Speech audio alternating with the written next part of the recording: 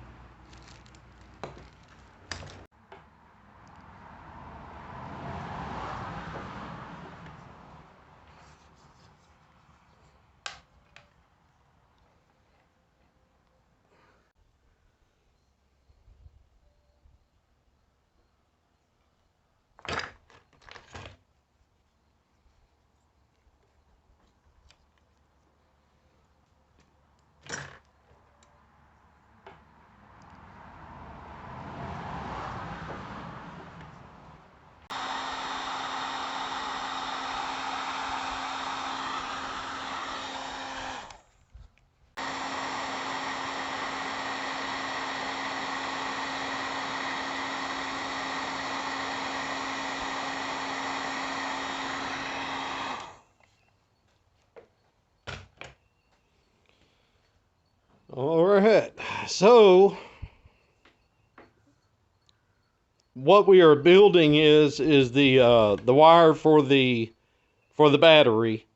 Okay, coming from the positive side of the battery down to the starter relay. Okay, so we've got one end on it. All we've got to do is figure out the length and then put our other end on, and then we'll have a battery wire. I'll put a little bit of red on it just so that you know somebody would know that this is in fact is going to be the positive wire.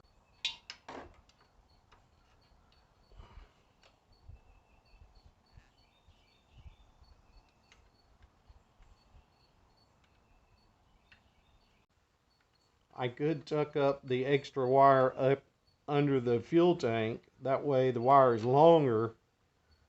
And yeah, yeah, I think we'll leave the wire a little bit long.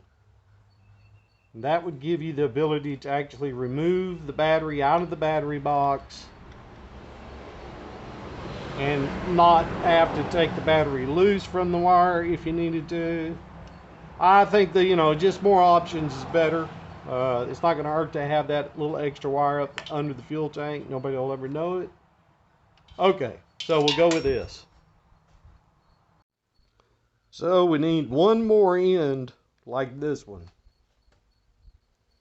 And then we have to build a ground wire too. So really, now I've got some of these that have this, they're the heavy duty connectors. I really don't like these types of connectors. They're so thin and flimsy. And you can solder those. Now I like these, and I like to solder them, especially on something that's going to be bouncing around a lot.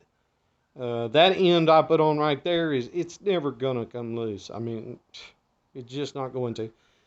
But the problem with these, they're kind of big, but we may have to use them anyway if I can get a solder in there. I really like these though, but I may have just run out. I don't know what's in there. We're gonna have to dump this out, see if there's any in there, because I don't see any more down in here. All right.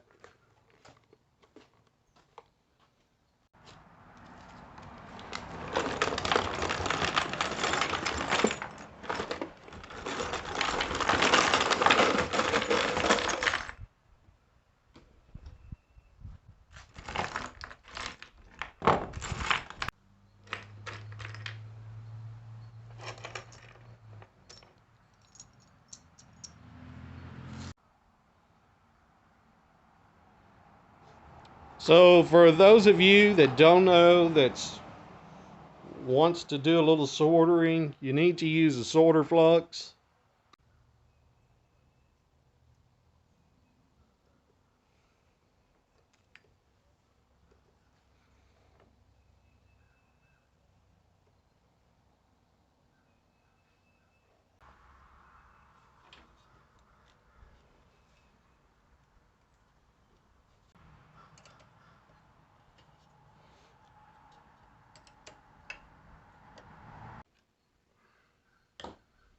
Okay, now we build our ground wire, and we'll be ready to check out the starter and relay. This I don't have any heat shrink that is big enough to go up on these ends. So what I'm using is a rubberized tape. It's pretty good stuff.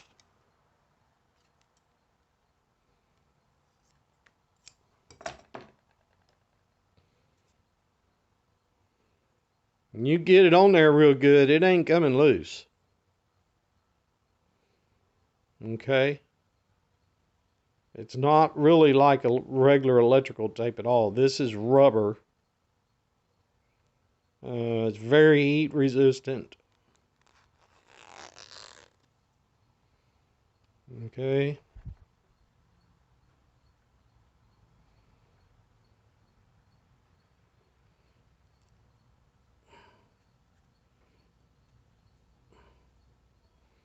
You can pull it a lot. I mean, it'll really make something watertight is what it'll do.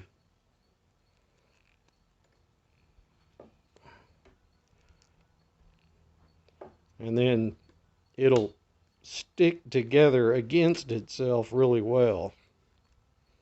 Okay.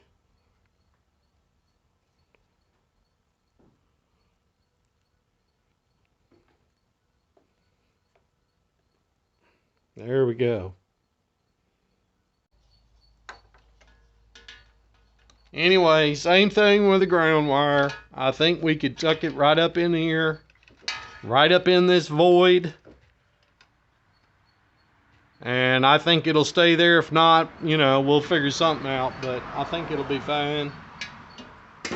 And then now we've got to find somewhere to ground the other end, okay? So that the battery will be grounded to the motor and the frame.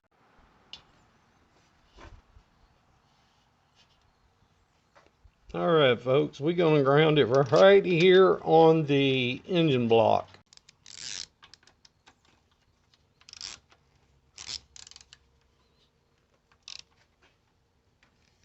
Oh, and while we're at it, I don't know if y'all might have seen this in another video, but I bought this header the other day. It's made out of stainless steel, supposedly, although it's got a little bit of rust on it. So, I don't know. They said it was stainless steel. Well, they said a lot of things. Look how small the hole is here, you know, compared to what it needs to be. But we could throw it on there for now. I'm not going to use it. I think I gave $20 for it. And the gasket doesn't even fit good. Maybe they sold me the wrong part. I really don't know. But we can throw it on there and see if the engine is going to fire.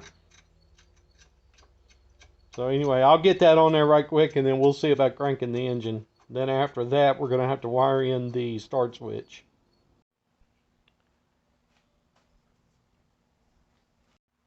Okay, folks, let's start the engine up, make sure everything's working, and then we'll get our start switch all connected and wired up.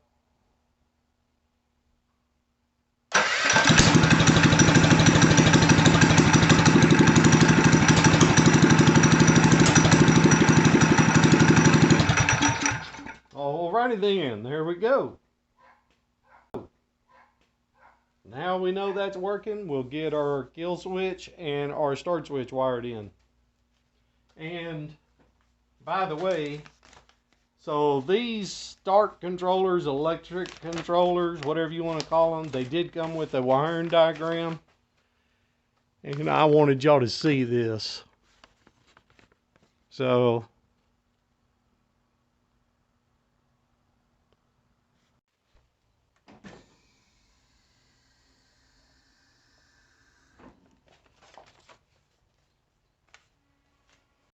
okay, folks, good thing I don't have any hair on the top of my head, because I would have pulled it all out.